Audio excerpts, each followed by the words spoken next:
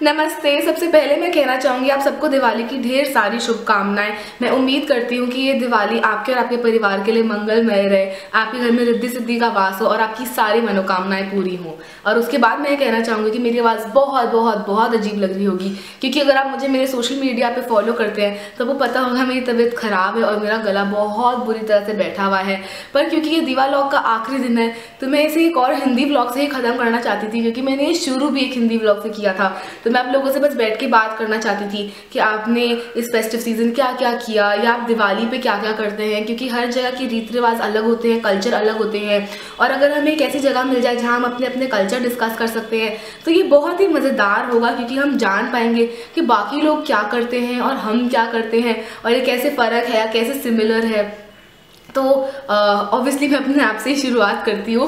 ये दिल्ली में मेरी दूसरी दिवाली है। मैं पिछले साल मैंने पहली बार दिल्ली में दिवाली मनाई थी। इससे पहले मैं दिवाली के लिए अलवर जाती थी। अलवर राजस्थान में एक जगह है जहाँ मैं दिवाली हर साल मनाती थी। तो वहाँ पे हम क्या करते हैं, जो हम एक रंगोली बनाते हैं खड़ी और गेरू से।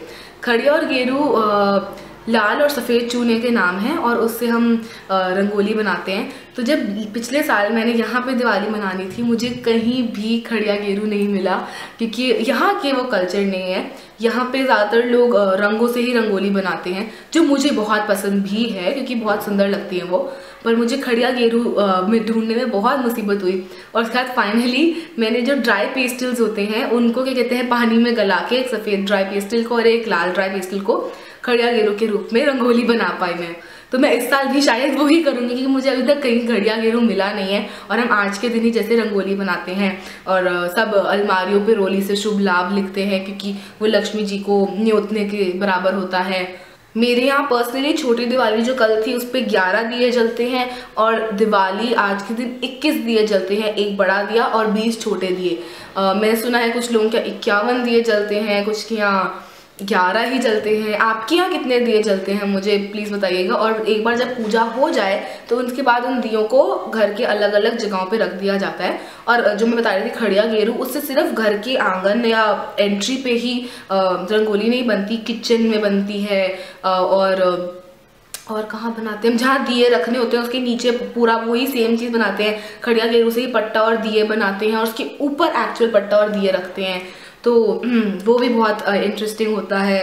आप मुझे बताइए आपके यहाँ दिवाली के दिन क्या क्या किया जाता है। मेरे यहाँ तो उससे पहले, दिवाली से पहले प्रसाद के तौर पे खीकरी, पापड़ी, गुने, शक्करपारे, नमक पारे, मठरी, नमक वाली मठरी, मीठी मठरी सब बनते हैं। और बचपन में तो मेरी मम्मा को मुझे उनसे दूर रखना पड़ता था और उन्हें छुपा देना पड़ता था कि मैं वो पूजा से पहले ही ना खा लूँ, क्योंकि मुझे शक्करपारे बहुत बहुत बहुत पसंद है। मैं शक्करपारों को तोशे कहती हूँ और बचपन से ही मेरे पूरे घर को पता है कि मुझे वो बहुत पसंद है। और मेरी दादी बहुत अच्छे तोशे बनाती हैं। और एक होता है ना कि क्रेज़ है, तो सब कहते हैं कि भाई श्रेया को तो तोशों का बड़ा क्रेज़ है, क्योंकि उनको बहुत ज़्यादा पसंद है तोशे यानी कि शक्करपारे, तो उनका बहुत वो है। तो मेरी मम्मी को उनको हमेशा ताले चाबी में, या फिर बचपन में, अब तो मैं नहीं करती हूँ ऐसा, तो ताले चाबी में रखना पड़ता था या मुझे पहले बोल देना पड़ता था कि प्रसाद के अभी मत खाना, पूजा के बाद आराम से तुम्हें मिलेंगे। तो मेरे यहाँ तो ये सब बनता है। आपके यहाँ कुछ स्पेशल बनता है तो मुझे ज़रूर बताइएगा, मुझे जान के बहुत अच्छा लगेगा। और लंच में जैसे नॉर्मली आलू पूड़ी, चना पूड़ी, मतलब पूड़ियाँ तो होती हैं 3-4 टाइप की, हरी पूड़ी, अजवाइन वाली पूड़ी और नॉर्मल पूड़ी जो होती है वो होती है, और साथ में चने और आलू और ये सब मिलता है। आपको क्या खाने में मिलता है दिवाली के दिन वो भी मुझे बताइएगा, मुझे बहुत अच्छा लगेगा जान के। तो ये सब होता है मेरे यहाँ दिवाली के दिन।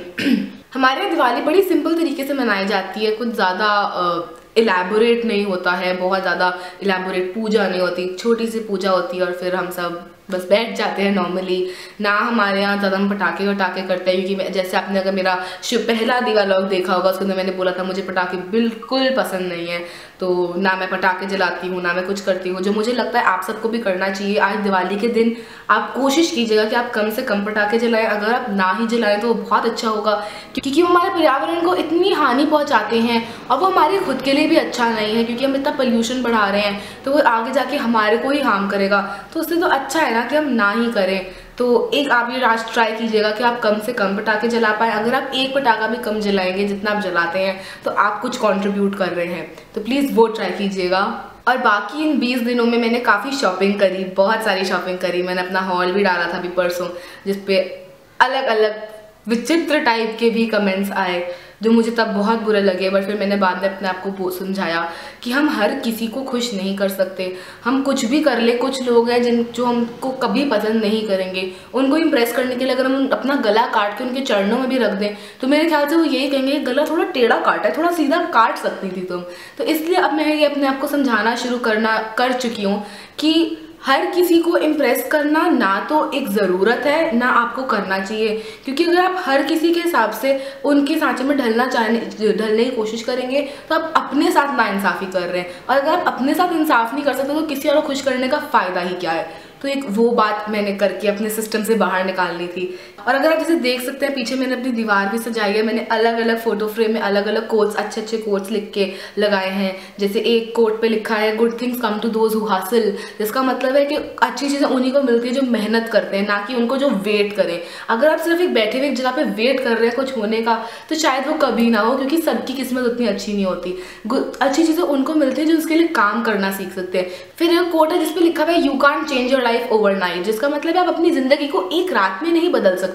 अगर आपको बदलनी ही है अपनी ज़िंदगी तो आपको कॉन्स्टेंटली उस पर काम करना पड़ेगा, आपको हर दिन मेहनत करनी पड़ेगी उसको सुधारने के लिए, उसको वैसा बनाने के लिए जैसा आप चाहते हैं।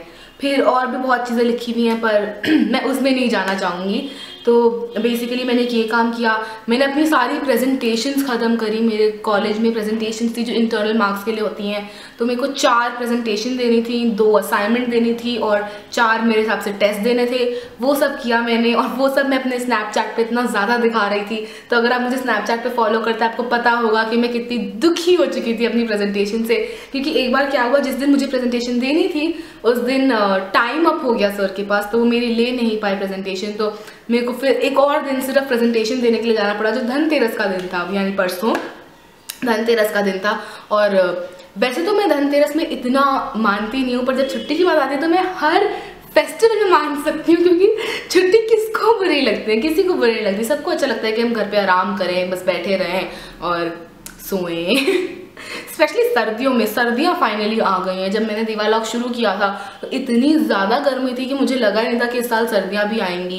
पर अब जैसे मैंने पंखा नहीं चला रखा है और मुझे बहुत अच्छा लग रहा है नहीं चला के भी, प्लेजेंट हो गया है बहुत वेदर। बट नवंबर के हिसाब से तो अभी गर्मियाँ ही हैं, क्योंकि ये जो अभी वेदर है ये जनरली अक्टूबर में दिल्ली में आ जाता है, पर अब तो नवंबर भी आधा, आज 11 तारीख हो चुकी है, आधा नवंबर जा चुका है और अब तक सर्दियों का कोई नामो निशान नहीं है, जो मुझे बहुत बहुत बहुत दुखी बनाता है, क्योंकि सर्दियाँ मेरा फेवरेट सीज़न है और वो अभी तक आया नहीं है और मैं बहुत दुखी हूँ।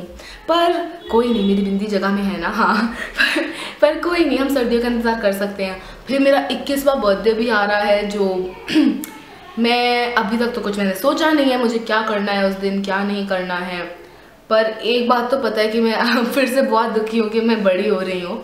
मेरे को हमेशा 18 साल का रहना था, अगर आप ये जानते हैं मेरे बारे में पॉइंट, तो कि मैं 18 में फ्रीज हो जाना चाहती थी, पर हम सबको बड़ा होना पड़ता है, मैं कोई एक्सेप्शन नहीं हूँ, मैं पीटर पैन नहीं हूँ, तो मुझे भी होना पड़ेगा।